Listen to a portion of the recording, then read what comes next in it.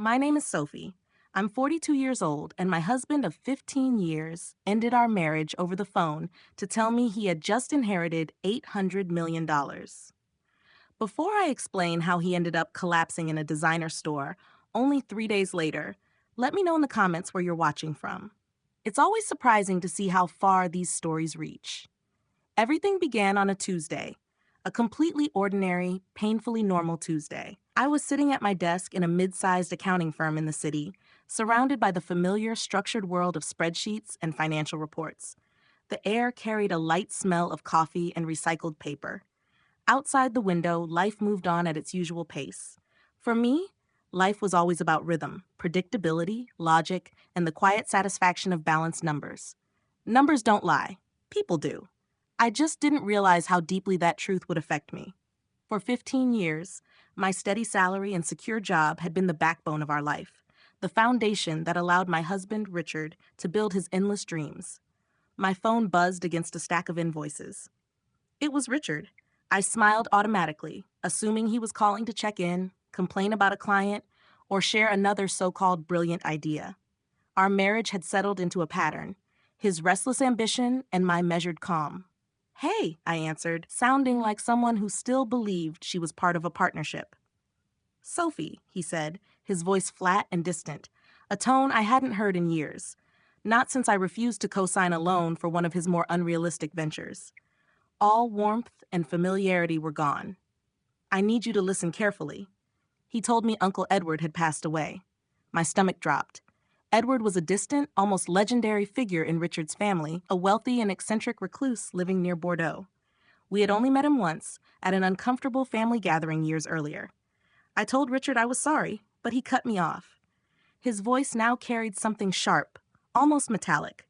It was triumph. Edward had left him everything. The entire fortune. $800 million. The number didn't feel real. It was too large to grasp, like trying to imagine the distance to the moon. I asked if he was serious, and how that was even possible. He said he was completely serious and added that everything was about to change. His life was taking off, and I wasn't part of the new plan. The language was cold and corporate, and it stung. I reminded him we were married. "Were," he corrected, slicing through 15 years with a single word. He said he wanted a divorce, that the papers were already prepared by an expensive lawyer, and that I should pack my things and leave before he got home. The silence in my office suddenly felt unbearable. The numbers on my screen blurred into nonsense. 15 years of late nights to cover bills, of supporting him through failures, of shrinking myself to make space for his ego, all erased in a brief phone call. I told him to just leave, my voice barely steady. He snapped that his new life was waiting and that I shouldn't hold him back. Then the line went dead. I sat there with the phone still at my ear, listening to the dial tone. It felt like the sound of everything ending. I knew I had to go home and face the man who had just removed me from my own life. The drive was an effort in control. My normally organized thoughts turned into scattered memories. Our small wedding, his jokes about my 5-year plans, the way his words over time chipped at my confidence. He never understood that my ambition was stability, building something real and lasting. As I drove, I remembered Uncle Edward's visit more clearly. Richard had tried too hard, showing off business jargon and ideas. Edward had listened politely, then stepped away. Later, I spoke with Edward alone. He didn't ask about Richard. He asked about me, my work, my challenges, the ethics of accounting. We talked for nearly an hour about responsibility and how numbers can be twisted to hide the truth. He told me that a good accountant is the conscience of a company. Before we left, he gave me a crystal paperweight for my desk, saying it was a reminder that clarity and integrity matter more than anything. I still had it at home, solid and quiet, in a life that suddenly felt unstable. The memory felt oddly meaningful. I pulled over and called my sister Emily. When I told her what happened, she reacted with immediate anger and told me to leave the apartment and come to her place. "Pack only what mattered," she said, "and don't stay another minute." Emily had never trusted Richard, and hearing her fierce support gave me permission to feel angry too. When I finally walked into our apartment, it felt unfamiliar. The air carried a strong scent of expensive cologne. Richard was there, pacing the living room, wearing a new tailored navy suit I had never seen before. It was the kind of suit he used to browse online and complain he would never be able to afford. On the coffee table, beside a bottle of champagne that cost more than our weekly groceries, lay a crisp white envelope, the divorce papers. "You're here," he said, not as a question but a statement. He looked different, somehow taller. The familiar lines of his face had hardened into pure arrogance. His smile stopped short of his eyes, which were cold and deliberate. The look of a man who had suddenly come into money and was already cutting ties with anyone who knew him before. "I got your call," I said, surprised by how steady my voice sounded. I refused to let him see me break. "Good. That saves time," he replied, gesturing toward the papers. "It's simple. My lawyer kept it clean. No alimony. You have your job. We split our modest savings evenly. You walk away. I've been generous, all things considered." Generous. The word felt so distorted, it was almost laughable. I looked around the apartment we had built together. The scuffed wooden floors we refinished ourselves over one exhausting weekend, the bookshelf I had carefully organized by genre and author, the soft lavender scent from the diffuser I always used to calm him. All of it was being taken from me, and he called that generosity. 15 years, Richard?" I said quietly, making one last appeal to decency. "Don't I at least deserve a real conversation? An explanation to my face?" He laughed, a short, unpleasant sound that echoed in the room. "A conversation? Sophie, there's nothing left to discuss. Our lives no longer align. You think in spreadsheets and balanced budgets. I'm stepping into private jets, boardrooms, and a higher class of people. You wouldn't belong. Your lack of ambition would be an embarrassment." There it was again, my so-called lack of ambition. The phrase he had used for years to wear me down. The ambition that paid for this home. The ambition that supported his last 3 failed startups. The ambition that kept us afloat while he chased illusions. Anger rose sharply, but I forced it down, shaping it into something solid and controlled. He didn't deserve my emotion. I walked to the table, picked up the pen, and stared at the signature line. Sophie DeBus, soon just Sophie again. I thought about the late nights, helping him draft plans, the family events I attended alone while he networked, the compromises and devotion I had given to this marriage. It all came down to a single signature meant to remove me efficiently. Before signing, I met his gaze. "I always thought your greatest fear was failure," I said. "I was wrong. It's insignificance. You think this money makes you important, but it doesn't. It only makes you rich." I signed. Clean and final. "Enjoy your fortune," I said. For a moment, he looked unsettled, then his familiar sneer returned. "Oh, I will. Now get your things. I'm meeting a real estate agent to see a penthouse overlooking the Eiffel Tower. Time is money." He held the door open, impatient, as I left with a single overnight bag, abandoning 15 years of my life. When the door closed, I didn't feel sadness. I felt clarity, sharp and calm. The man I married was gone, or maybe he never truly existed. That night at Emily's passed in a haze of shock and wine. She let me talk, cry, or sit silently. She didn't offer cliches, only her presence. "His biggest loss isn't the money," she said firmly. "It's you." The next morning, I woke with a sense of purpose. The grief was still there, heavy, but alongside it was resolve. Richard believed I was dead weight, that I lacked ambition. I decided to prove otherwise, to him, but more importantly to myself. I opened my laptop. For years, I had wanted to pursue an advanced certification in corporate finance and risk management, a demanding qualification that opened doors to executive roles. It was expensive and time-consuming, and Richard had always discouraged it. "Why bother?" he'd say. "Your accounting job is stable enough." I found the course online and looked at the fee. It was high and would consume a large part of my share of the savings. I hesitated. Every cautious instinct warned against it. Then I remembered his contempt. I clicked enroll, entered my card details, and paid. It was the first major decision I'd made solely for myself in years, and it felt like breathing freely again. I spent the next 2 days immersed in study. The first module focused on forensic accounting, detecting fraud, unraveling complex financial structures. It was challenging, and I was good at it. I felt reconnected to the part of myself that loved complexity and strategy, the part I had neglected. At the same time, through mutual friends awkwardly balancing loyalties, I heard about Richard. He hosted an extravagant party at a luxury hotel, boasting openly about his inheritance. He placed a non-refundable deposit on a new Porsche. He was living like a millionaire before the money had even cleared probate. It was reckless, arrogant, and entirely predictable. On the third day, while taking a short break from studying, a courier arrived with a letter. It was addressed to me at Emily's address.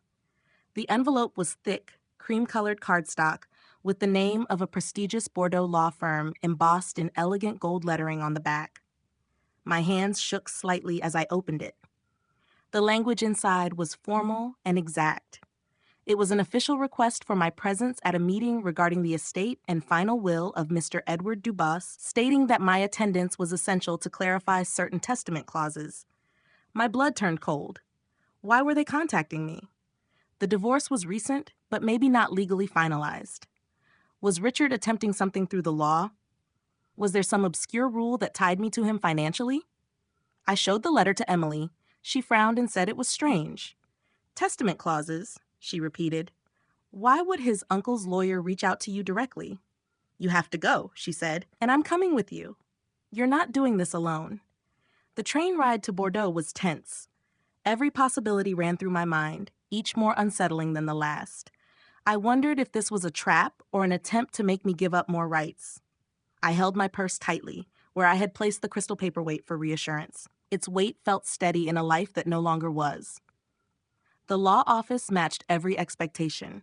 Old, imposing, and filled with the scent of leather and polished wood. We were led into a large conference room with a glossy mahogany table reflecting our anxious expressions. A serious man in a tailored suit introduced himself as Mr. LeBlanc, Edward's lawyer for over 4 decades. I explained that I was surprised to be contacted since Richard was the beneficiary. Mr. LeBlanc adjusted his glasses and calmly said that was exactly the matter to be discussed. He explained the will was unconventional, containing stipulations that had to be resolved before the estate could be settled. Edward, he said, required that his heir be not only a blood relative, but also someone who demonstrated integrity, prudence, and an understanding of wealth beyond its monetary value. To that end, Edward had initiated a character assessment protocol. A test, the lawyer clarified, meant to ensure his legacy would not be wasted. Then the side door opened, and Edward walked in, alive, composed, and unmistakably real. I gasped as Emily squeezed my hand. Edward greeted me warmly and apologized for the deception, explaining it had been necessary. He took his seat and said he had long known Richard viewed him as a source of money rather than family. With no children of his own, he couldn't allow his life's work to be squandered. He had informed Richard of his supposed death and inheritance to see how he would act. Would he grieve? Would he act responsibly? Would he honor the woman who had supported him for 15 years? Edward said, Richard failed completely, revealing his true nature with speed and cruelty. For the promise of wealth, he discarded the most valuable thing he had. Then Edward turned to me, noting that I, the one Richard called unambitious, had shown integrity, grace, and moral clarity. He recalled our conversation years ago about ethics and responsibility, about how numbers reflect values. Mr. LeBlanc then slid a thick set of documents bound with blue ribbon across the table. He explained that due to Richard's failure of the character assessment, the final clause of the will had been activated. The sole and undisputed heir to the entire Dubos fortune, $800 million, the properties and controlling interest in Dubos Enterprises, was me. The room fell silent. My heart raced, but it wasn't about the money. It was the realization that someone had seen my worth all along. The loyalty, discipline, and integrity Richard dismissed had been recognized and valued. As I absorbed this, my phone buzzed with a message from a mutual friend. I glanced down at the photo. It showed Richard on his knees in a Porsche dealership, his face frozen in panic. The message read that his credit card had been declined for $1 million car. He was shouting into his phone, and then he collapsed. The test was over. His new life disappeared before it truly began. My own life, one I had only just started to shape on my own terms, was about to change in ways I could never have predicted. The first thing I did was block Richard's number. The flood of frantic messages and voicemails that followed, moving from threats to apologies to desperate pleas, was noise I no longer needed. I didn't require a final confrontation. his choices were his judgment. My silence was my closure. Edward became far more than a benefactor. He grew into a mentor, a friend, and the father figure I never really had. He was genuinely pleased to learn that my so-called dull accounting skills were exactly what his empire required. He recognized the strategic thinking Richard had tried to suppress. Edward invited me to his chateau, not as a visitor, but as a partner. We spent weeks reviewing the business, and for the first time, my professional abilities were not only acknowledged, but fully respected.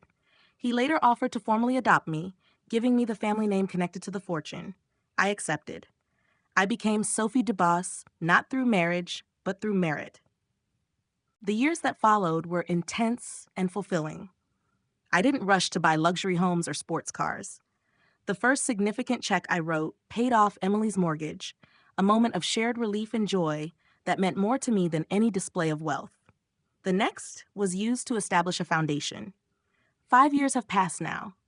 The Dubose Clarity Foundation, named after the crystal paperweight that started everything, has become my life's work. We provide seed funding, low-interest loans, and mentorship to women over 40 who want to start their own businesses. We support the steady builders, the practical dreamers, and those told they are past their prime. Seeing their confidence grow when someone believes in them is something I understand deeply. We invest in women like me. I also found love again. His name is Antoine, a thoughtful and talented architect I met while designing our foundation's headquarters. He values my mind, my passion, and even my bad jokes when I'm tired. He was drawn to my work long before he knew anything about my wealth. Our relationship is a true partnership built on respect and shared purpose. As for Richard, I later heard he paid off his debts after declaring bankruptcy. He moved to a small northern town, took a modest job managing a local nonprofit, and married a schoolteacher named Julia. Emily once saw him coaching a children's soccer team on a Saturday morning. She said he looked calm, quieter, smaller, without the old arrogance. I hope he's found peace. I hope losing everything taught him what truly matters. Sometimes I look at the crystal paperweight on my desk in my bright office overlooking the city. It reminds me that money doesn't change who you are. It only amplifies what's already there. For Richard, it exposed greed and insecurity. For me, it revealed a strength I was only beginning to recognize. He believed $800 million would buy him a new life, but it only exposed the emptiness of his character. Losing everything was the only way I could truly gain it all. Thank you for listening to my story. It's still astonishing how much can change in a single moment. I'd love to know, have you ever experienced a moment, big or small, that revealed someone's true character? Share it in the comments below, and if you enjoyed this story, please like and subscribe for more.